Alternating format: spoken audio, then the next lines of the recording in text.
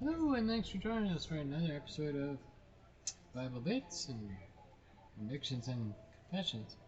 Well, it's 93 degrees in Phoenix at about 7:15 p.m.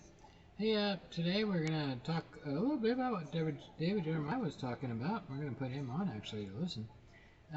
Where he talks about, people will watch, actually they'll listen if you've been through something. So you've been through experiences, they want to know how they can get through the experience. But when you're going through something, that's when people will watch you and see if what you say is really how you are.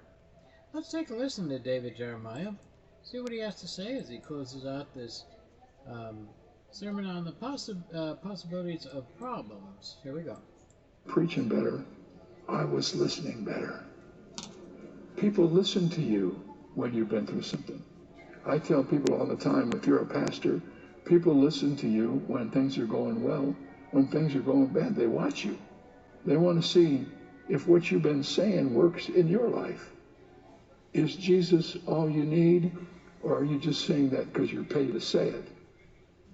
So, interesting enough, even Jesus had to experience suffering in order that he could identify with our suffering.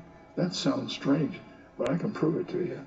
Hebrews 2, therefore in all things Jesus had to be made like his brethren, for in that he himself has suffered being tempted, he is able to aid those who are tempted. In other words, the Bible says that for Jesus to be able to help us, he had to suffer what we suffer.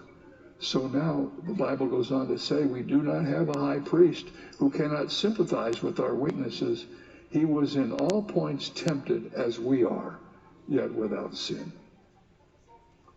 So looking back over the life of Joseph, here's a man who teaches us how to live our lives when trouble comes. If we're honest, most of us don't want the cross, we want the crown. We don't want Good Friday, we want Easter. Yeah. We want the gain without the pain. Yeah. So And true. God will not have it so. So if he's trusted you with some difficulty in your life, maybe it's time for you to quit asking him why and ask him what. What are you trying to teach me during this time? Mm-hmm. And then with all of your heart and soul and mind, with the Bible in one hand and your willingness to be faithful to him, learn the important lesson. And when you come out of it on the other side, you will be so much better you won't even recognize yourself. Because God is building you up and strengthening you and using the difficulties you're facing to make you a better person. And if you don't get bitter, you will get better.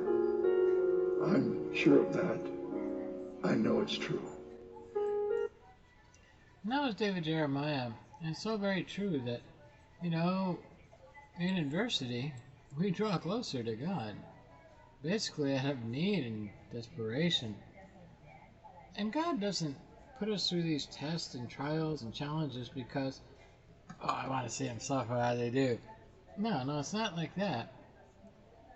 God shows it to us that what we thought we couldn't bear or what we thought we couldn't do, by his grace, God shows us we can be victorious if we walk with him, if our minds aren't distracted, if our hearts aren't led astray,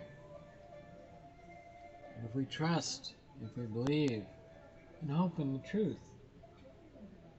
And as long as he is our anchor, we'll be fine.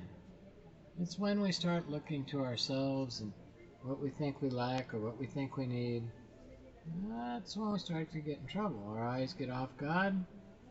And you remember Peter, he did an amazing thing. He walked on water until his eyes got off God. He started to believe his press. What happened to him? Lord, help me! And he certainly did. Well, thanks for joining us. Always a pleasure to have you. God bless. We'll see you next time when you come along.